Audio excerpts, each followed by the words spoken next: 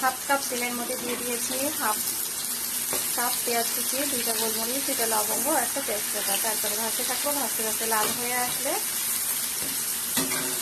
দিয়ে দিব 1 চা চামচ রসুন বাটা, 1 চা চামচ আদা বাটা। একটু নেড়ে চেড়ে মিশিয়ে নিব। একটু পানি দিয়ে দিব যাতে মশলাটা পুড়ে না যায়। দিয়ে দিব পরিমাণ মতন লবণ,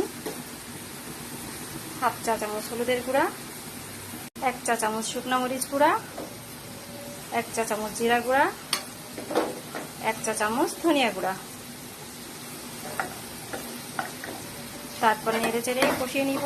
কষাতে কষাতে যখন তেল উঠে আসবে তখন চিকেনটা দিয়ে দিব, সঙ্গে দিয়ে দিব আলু। মশলা কষাতে কষাতে উপরে তেল উঠে এসেছে, এবার চিকেন ও আলু দিয়ে দিব।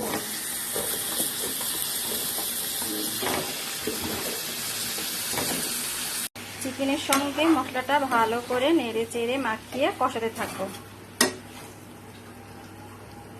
পানি দিয়ে দিব হাফ চা চামচ এলাচ ও দারুচিনি বাটা।